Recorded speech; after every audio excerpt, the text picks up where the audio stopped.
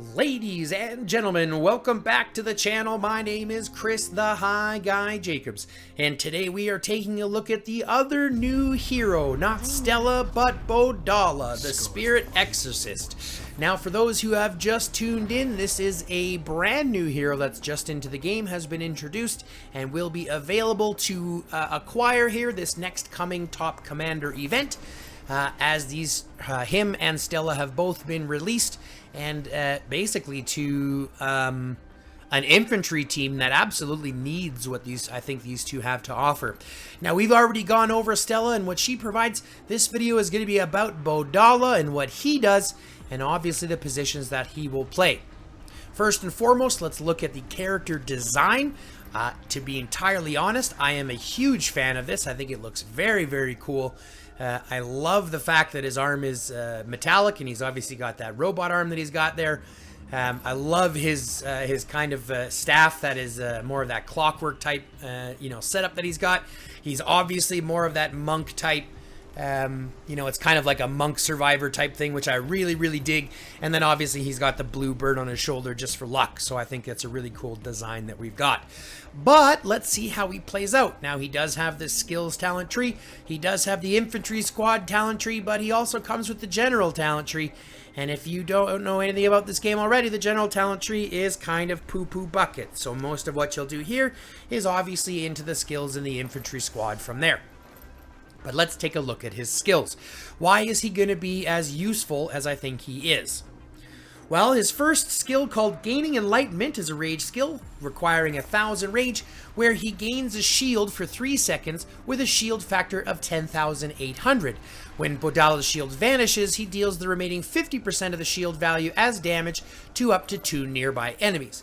So this basically means if he's got a shield factor at 10,800 and someone comes in and in that 3 seconds ends up doing, say, 5,000 damage, there'll be 5,800 left, which would then be divided into the 2 nearest targets at 2,900 apiece, or 29 to 1 target, what have you.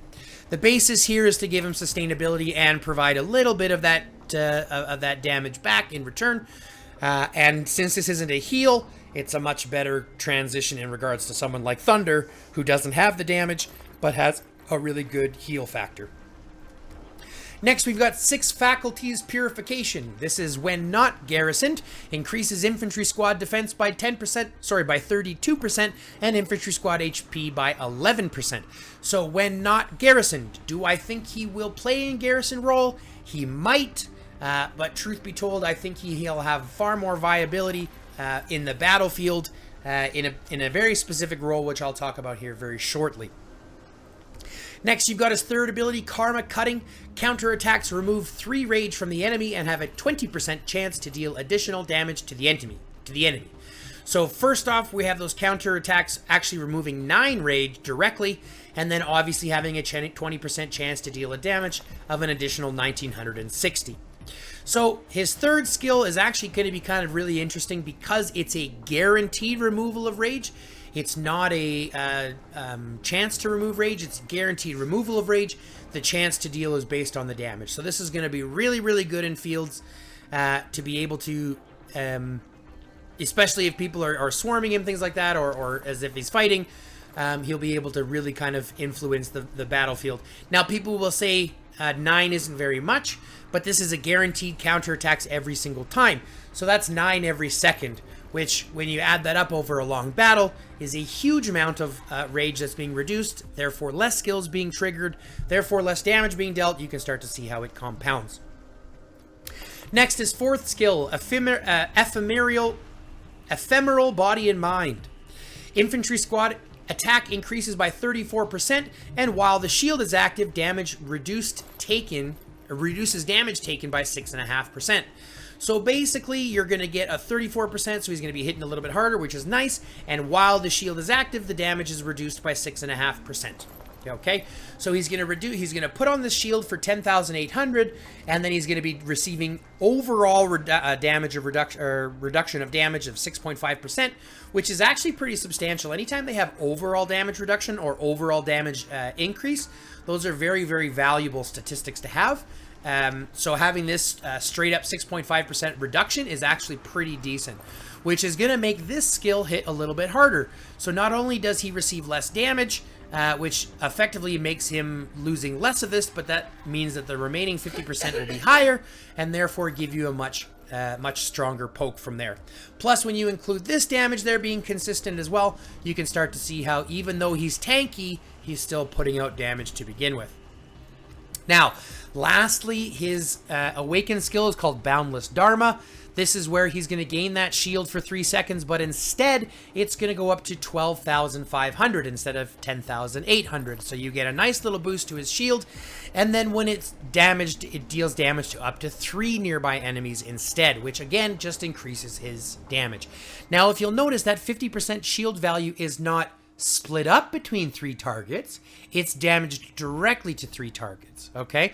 So let's say hypothetically he's got a 12,500, somebody in the 3 seconds does 2,500 damage, that gives him 10,000 damage left, 50% of that, 5,000 damage being dealt to 3 targets, which is an 15,000 damage if you think about it. That makes him one of the harder hitters too. Granted, that's being very, very, very liberal on the shield factor. Chances are you'll probably end up with maybe 6,000 or 5,000 left, which means you're going to be hitting for somewhere in 7,500 in field battles and things like that. Okay. Now, do I think he's going to be a hard-hitting melting hero? No. Truth be told, I think he's going to do for the majority of players what Marco and Eri does for the big players. Okay, if we look at Marco and Eri here real quick, let's go take a look at Marco and Eri. Okay, Marco and Eri, here we're going to start to see some of those same things. So a reduction of rage, right? So we see that rage reduction. We see counterattacks having additional damage. We see that shield factor coming in as well. And then obviously, well, he pairs a little bit better because he's got movement, travel speed, but we're starting to see that attack speed, or that attack in there as well. So we've got damage reduction, we've got counterattacks, we've got rage reduction, multiple targets on the field, shields to multiple targets on the field, right? Also reduces travel and damage by up to 5 target enemies, so this one's debuffing as well. So you can start to see how they both run similar type of skills. Now, why do I think Bodala is going to do what Marco and Eri does for the whales?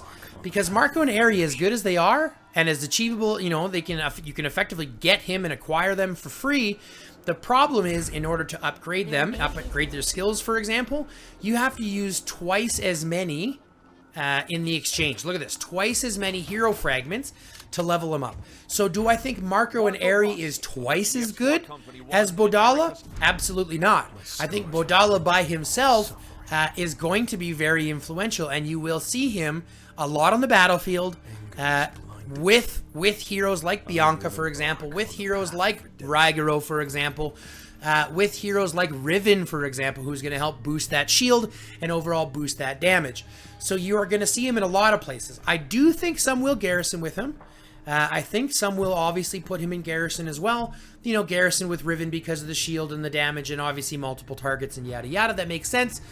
But I think the majority of his value comes from his being on the field, being able to help remove a lot of that rage.